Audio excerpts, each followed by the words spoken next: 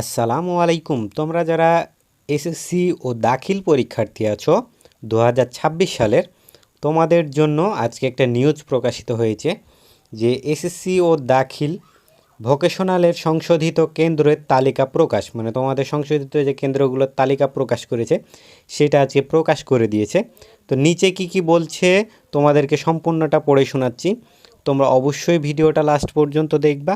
আর তোমরা যারা আমার চ্যানেলে নতুন আছো, তোমাদের সকল আপডেটের জন্য আমার চ্যানেলটা সাবস্ক্রাইব করে দিবা।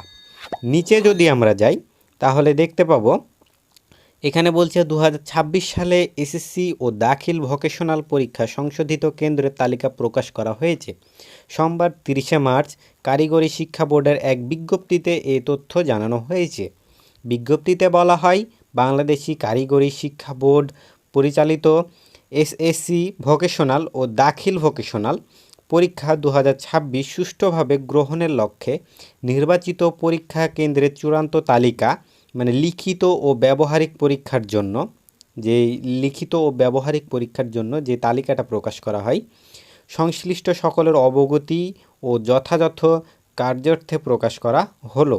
পরীক্ষা কেন্দ্রের অধীনে যে সকল শিক্ষা প্রতিষ্ঠানের শিক্ষার্থীগণ পরীক্ষায় অংশগ্রহণ করবে তাদের তালিকা কেন্দ্রের ডান পাশে উল্লেখ করা হলো। এতে বলা হয়, সরকারের সিদ্ধান্ত অনুযায়ী বর্তমানে পরীক্ষার্থীগণ তাদের নিজ কেন্দ্রে পরীক্ষা অংশগ্রহণ করবে। কোনো ভেন্যু পরিবর্তন করে পরীক্ষায় অংশগ্রহণ করতে হবে না। তবে স্থানীয় প্রশাসন প্রয়োজন বোধে সুষ্ঠু পরীক্ষা গ্রহণের স্বার্থে কেন্দ্র সচিবদের সাথে আলোচনাক্রমে ভেন্যু নির্বাচন করে পরীক্ষা গ্রহণ করতে পারবেন এবং এই ক্ষেত্রে অবশ্যই বোর্ডকে অবহিত করতে হবে এবং নির্ধারিত কেন্দ্রের কেন্দ্র সচিবই উক্ত ভেন্যুর পরীক্ষা পরিচালনা করবে। এর আগে গত 5 মার্চ কেন্দ্রের তালিকা প্রকাশ করে বিজ্ঞপ্তি দিয়েছিল কারিগরি শিক্ষা বোর্ড।